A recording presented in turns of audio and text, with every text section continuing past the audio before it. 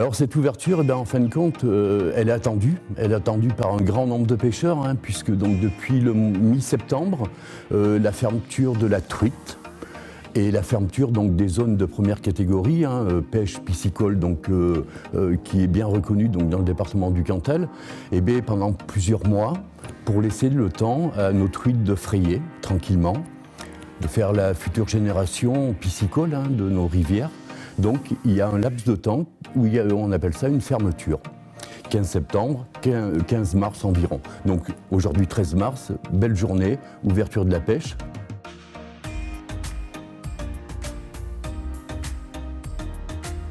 Alors la truite fario, qui est quand même relativement importante, hein, sur notre rivière.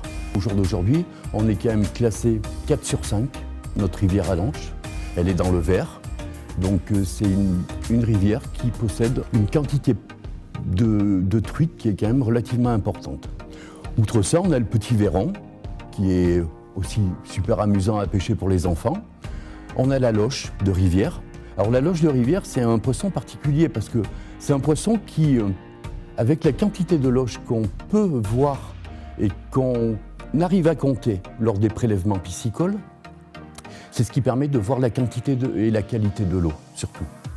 Et au jour d'aujourd'hui, sur des zones un petit peu comme en bas de Lanche, 80 mètres, on a récupéré 211 loches. C'est énorme et c'est ce qui permet de voir qu'on a une super qualité de l'eau, donc au niveau de la Lanche et du Césalier.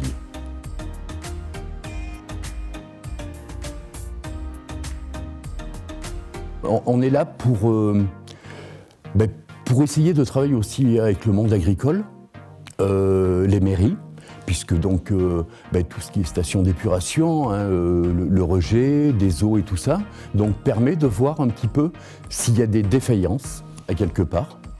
Et on a ce regard, nous, les gardes particuliers, la gendarmerie aussi, hein, qui sont nos alliés aussi dans des fois des systèmes de pollution qui peuvent mettre à mal donc, toute une gestion de plusieurs années.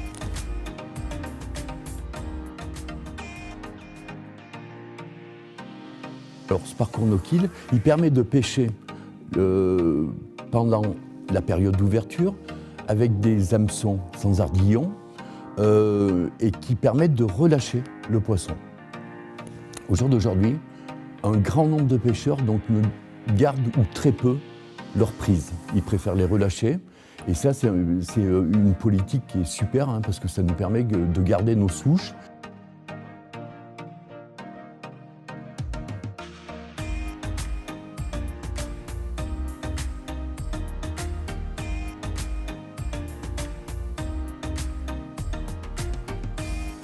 À partir de 18 ans, on a plusieurs particularités.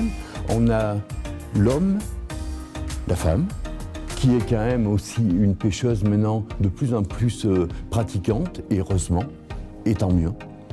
Donc pour un homme, deux tarifs. Si on prend donc la carte APPMA à l'année et qu'on va rester sur le département du Cantal, on est à peu près à 80 €. Si on a envie d'aller voir d'autres départements limitrophes, on appelle ça donc un partenariat halieutique, donc on a 20 € de plus environ. Et pour la carte femme, on est à 35 € au jour d'aujourd'hui.